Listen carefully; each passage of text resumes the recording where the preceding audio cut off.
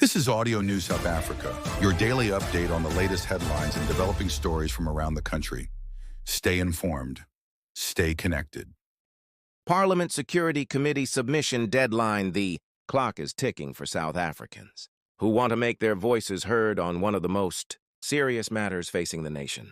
Today, Parliament's Ad Hoc Committee investigating national security concerns has set a firm deadline.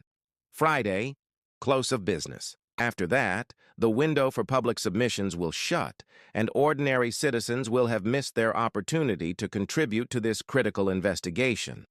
So what exactly is this committee looking into, and why should South Africans care? This isn't just another routine parliamentary inquiry. The Ad Hoc Committee was established to investigate allegations so serious they've sent shockwaves through the country's law enforcement and political establishment.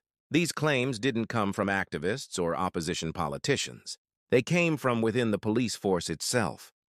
In July of this year, KwaZulu-Natal Police Commissioner Nhlanhla Mkhwanazi made a series of explosive allegations that painted a deeply troubling picture of South Africa's justice system. According to Mkhwanazi, the system has been infiltrated by criminal elements. He spoke of widespread corruption eating away at the institutions meant to protect citizens. And perhaps most alarming of all, he alleged political interference in the justice system, suggesting that law enforcement decisions are being influenced by political agendas rather than the rule of law.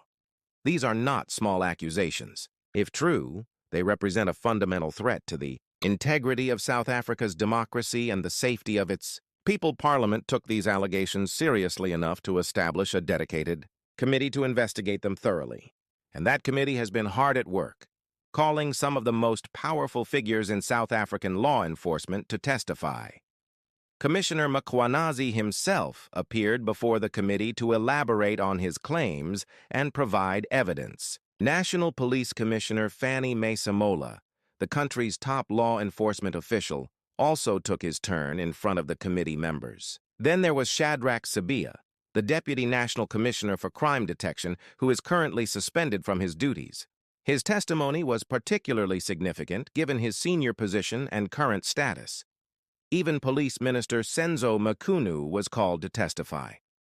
Notably, the minister has since been placed on special leave, adding another layer of intrigue to an already complex situation.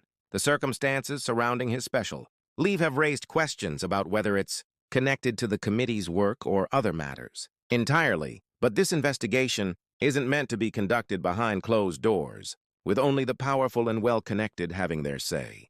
Parliament recognized that these issues affect every South African and that the public deserves a chance to contribute their knowledge, concerns, and experiences. That's why the committee put out a call for submissions across various platforms, inviting ordinary citizens to make their voices heard. The response, according to Parliament's legal advisor, Dr. Thulisile Ganyaza-Twalo, has been substantial. 325 submissions have already been received. Each one represents a South African who felt compelled to contribute to this investigation, whether with first-hand knowledge, personal experiences with law enforcement, or concerns about the state of the nation's security apparatus.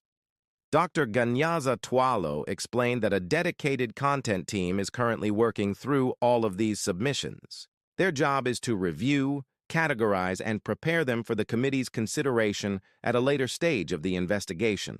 Every submission will be looked at, ensuring that the public's input is genuinely taken into account. For those who haven't yet made a submission but have relevant information or concerns, time is rapidly running out. The Friday deadline is absolute. After close of business, no further submissions will be accepted. This is more than just a bureaucratic process. This investigation could have far-reaching consequences for how South Africa's police force operates, how politicians interact with law enforcement, and ultimately, how safe and just our society can be. The question now is whether South Africans will seize this opportunity to participate in shaping the future of their country's security and justice systems, or let the deadline pass without having their say.